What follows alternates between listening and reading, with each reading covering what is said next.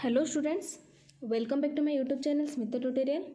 एबे हमें class 10th at the high school chapter question answer करथिले। पूर्व वीडियो रे हमें P1 और P2 रे थिबा 22टा क्वेश्चन कर सारचे। एबे हमें P3 रु P7 पर्यंत जेतरा क्वेश्चन अछि कंप्लीट करबा हैला। पूरा क्वेश्चन हमें ए गोटे वीडियो रे कवर कर देबा। देखो 23 नंबर कोन देछि, 22 नंबर पर्यंत हमें कर सारचे। जदि जो माने देखि नांदी ताहले चैनल को जाई के देखि परिबे हैला। देखो 23 नंबर कौन कही, what was the special reason for Gandhi's dislike for gymnastic. Gandhiji कहीं जिम्नास्टिक को डिसलाइक करथिले, कारण कौन थिला, स्पेशल रीजन कौन थिला। The special reason for Gandhiji से स्पेशल रीजन कौन थिला बोली पचारुछंती। हेले special reason for Gandhi's dislike for gymnastic was his keen desire to serve as nurse to his father. कारण थिला तांको बापा को गांधीजींकर बहुत दरकार थिला, को आकार नर्स आकार। बापांकर देह खराब थिला, सेथिपई गांधीजी नर्स आकार तांको सेवा करथिले। सेथिपई जिम्नास्टिक करिया तांको जदि जिम्नास्टिक समय देथांते तांको बापा को सेवा कर पनाथांते, सेथिपई से जिम्नास्टिक को बहुत डिसलाइक करथिले। बुझि परला। 24 नंबर कोन कहिछि, compulsory exercise came directly in the way of this service. What was the service. ये जो आम लेखाटा है compulsory exercise directly came directly in the way of service. ये सर्विस अर्थ कौन, कौ सर्विस गांधीजी कौ सर्विस करथिले जे तांके कंपल्सरी एक्सरसाइज जो जिम्नास्टिक को रास्तार आसुला, कौ सर्विस रास्तार आसुला। कंपल्सरी exercise came directly in the way of service of this service. The service was to serve as a nurse to his father. को रास्ता रे आसुला तांके बापा को ये सर्व हम है, सर्व एज ए नर्स आकार में तांको बापा को सेवा करथिले। सेही रास्ता रे हमर कंपल्सरी एक्सरसाइजटा आसुथला बोली लेखक बा गांधीजी कहिसंती हैला। नेक्स्ट 25 नंबर कौन कही, did the headmaster grant his request why. Headmaster Gandhiji को रिक्वेस्ट को जो जिम्नास्टिक करवा कंपल्सरी एक्सरसाइज करेंगे बोली कहते से रिक्वेस्ट को ग्रांट करथिले कि मानि थिले कि, और जदि मानि नथिले बा मानि थिले काहेकि हैला। नो मानि नथिले, द हेडमास्टर नॉट ग्रांट हैला, डिड नॉट ग्रांट। एडी कौन है जीवो, the headmaster did not grant his request because he made gymnastic compulsory for the boys of upper standard। कारण थिला जिम्नास्टिक को ताके कौन कर देथिले, कंपल्सरी कर देथिले हैला।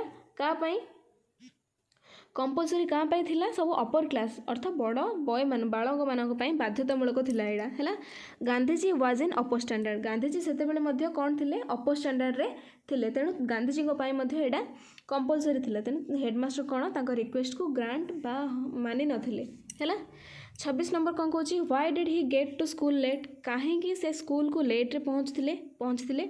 ही get to school late because he had no watch and the clouds deceived him हैला। हेले कौन थिला, तांको पाखरे वॉच नथिला आउ क्लाउड डिसीव्ड हैला। तांको कौन करथिला, क्लाउड तांको ठकी थिला। डिसीव्ड अर्थ कौन, धोखा देवा बा मेघ ताकू धोखा दे दिला। तेणु तांके टाइम भल भाव जानि पार नथिले, तेणु से लेट रे पहुँचथिले हैला। 27 नंबर कौन कहिछि, clouds deceived him how. Clouds तांको धोखा देथिला, कारण कौन, एडा किपरि हेथिला, काहेकि एडा कहिसंती। Due to clouds he could not know the time and could not attend the gymnastic class in time। से ही मेघ रहिया जोगु से टाइम जानि पार नथिले, तांको पाखरे वाच जेहेतु नथिले, से मेघ सूर्य देखि बोधे जानुथिले वाच। तेणु क्लाउड सेते बेले मेघ थिला, सेते बेले तेणु मेघ रहिया जोगु तांके टाइम जानि पार नथिले कि जिम्नास्टिक रो क्लासटा तांके अटेंड करि पार नथिले हैला, उपस्थित रहि पार नथिले से क्लास रे। 27 नंबर कौन कही, did the headmaster believe what he said. Headmaster कौन विश्वास करथिले कि गांधी जहाँ कहले। हेडमास्टर कौन बिलीव करथिले कि गांधी जहाँ कहथिले। No the headmaster did not believe what he said. Headmaster विश्वास करनथिले हैला, गांधी जहाँ जहाँ सब कहिथिले क्लाउड रो एडा थिला ना, तांके सेथिपई क्लास अटेंड कर पार नथिले, तो एडा हेडमास्टर विश्वास करनथिले। 29 नंबर कौन कहूँ, how much was he fined. केते तांको फाइन देवा पड़थिला। He was fined for 1 or 2 अनास है अणा 1 अणा कि 2 अणा देवा फाइन पड़ता है फाइन देवा कहुई। What was he accused of was the accusation proper ये अक्यूज अर्थ कौन अक्यूज जो अभियोग देवा अभियोग करवा है अक्यूजेसन अभियोग है कौन कही कौन तांको अभियोग कराइला वाज द अक्यूजेसन प्रॉपर अभियोगटा प्रॉपर थिला ठीक थिला he was accused of flying no the accusation was not proper because Gandhi told what had actually happen एडा अक्यूजेसनटा सत नथिला बा ठीक नथिला कारण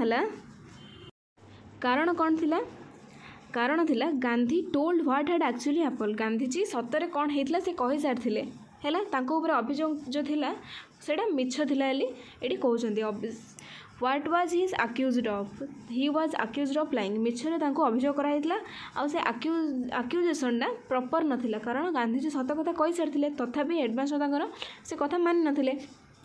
31 नंबर कौन थिला what pained him so much तांको बहुत कौन कष्ट देथिला Gandhi was convicted of lying Gandhiji कौन कहते मिछरे गांधीजी को दोषी बोली कहुई दैट अक्यूजेसन जेहेतु से मिछ थिला से ही अभियोग गांधीजी को बहुत कष्ट देथिला है मिछरे तांको गांधीजी को दोषी बोली साब्यस्त कराइला से गांधीजी को बहुत ये कथाटा दुख देथिला बा कष्ट देथिला बोली कहउछन्ती।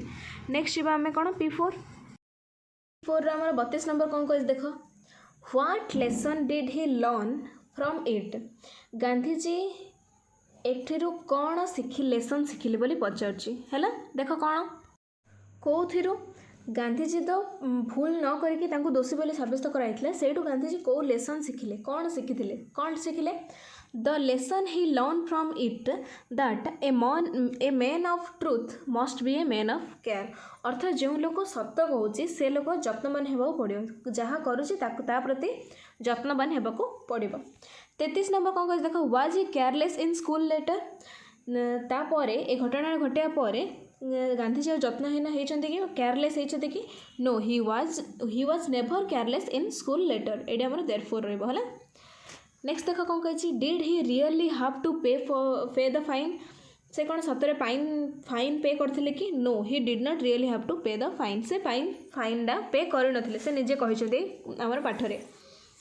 35 नंबर कौन कही how was the fine accepted in the end किपरि फाइन देवा पड़ नाला the fine was accepted in the end when his father wrote to his headmaster जेते बेले बापा निजे हेडमास्टर को चिठी लिखिकी कही सब कथा बुझिपाल।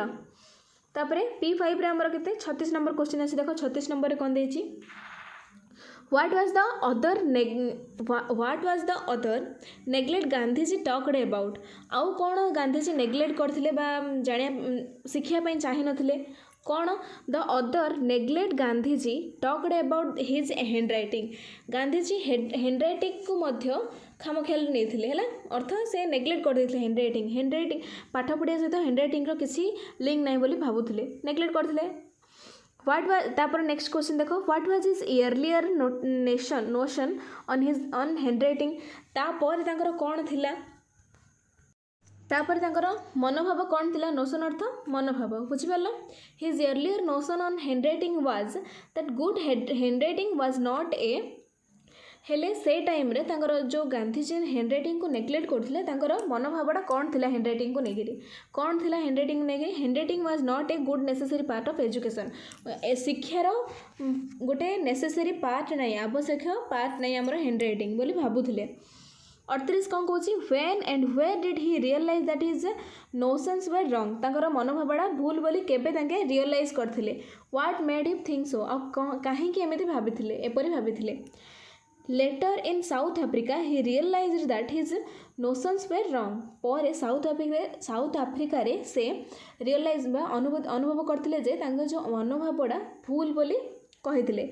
He found the beautiful handwriting of lawyers and young men born and educated देखो कौन कहले देख later in South Africa he realise that his notions were wrong South Africa मनोभावटा भूल बोली भाभी जहाँ भाभी he found that beautiful handwriting of lawyer and young man है young man born and educated there South आफ्रिकार जो लोक मैंने यंग मैन माने जो जन्म होते ये आम भूल टी लिखिदी यहाँ कटेदेव जन्म होते और एजुकेटेड होते there but his own handwriting was bed.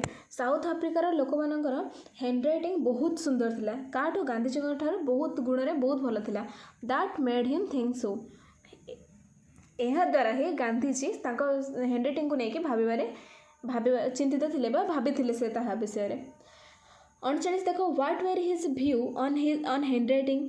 His views on handwriting was that bad handwriting should be regretted as a sign of imperfect education.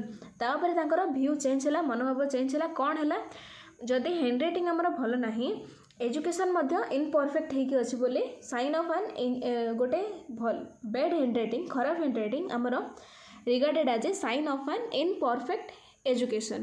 बुझिपार।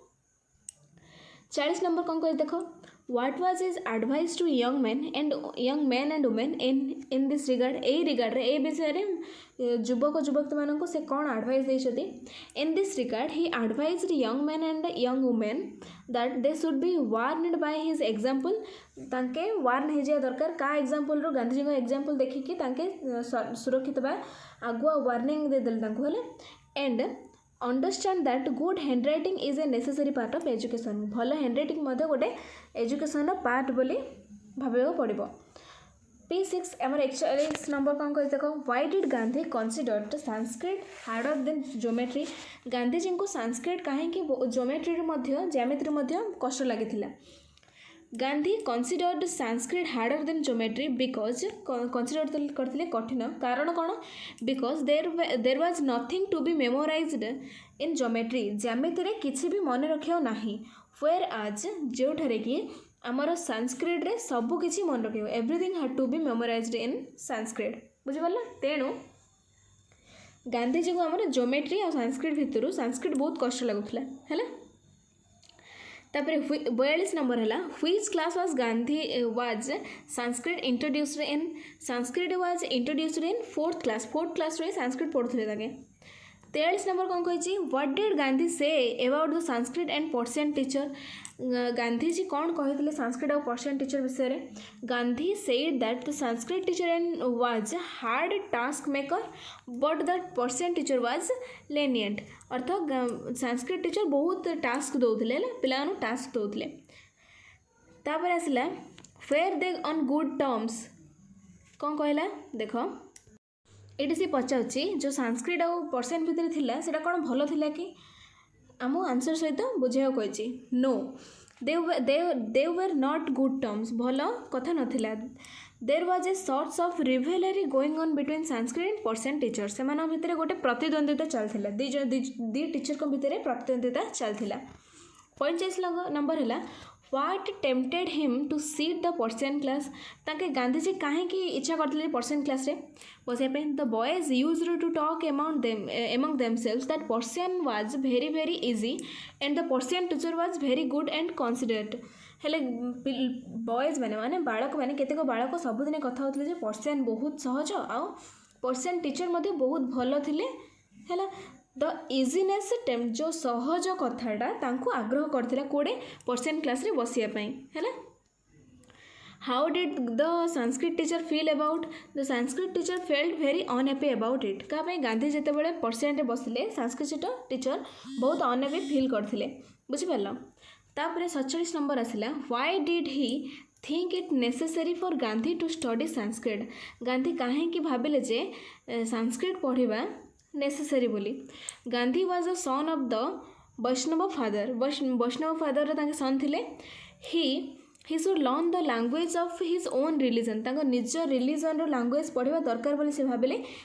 So he thought it necessary for Gandhi to study Sanskrit से गांधी भाभी जे संस्कृत पढ़ा निहाती जरूरी बोली।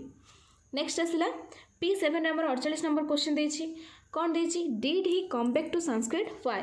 Yes Gandhiji कौन आसी संस्कृत पढ़ा। Yes he come back to Sanskrit class because the Sanskrit teacher made him understand about the important of Sanskrit. कारण थिला संस्कृत टीचर तांको बुझे देथिले जे संस्कृत आम पई केते जरूरी आउ तांको आश्योर करथिले जे तांको हेल्प करिवे बोली स्टडी रे हेल्प करिवे बोली कहिथिले कथा देथिले।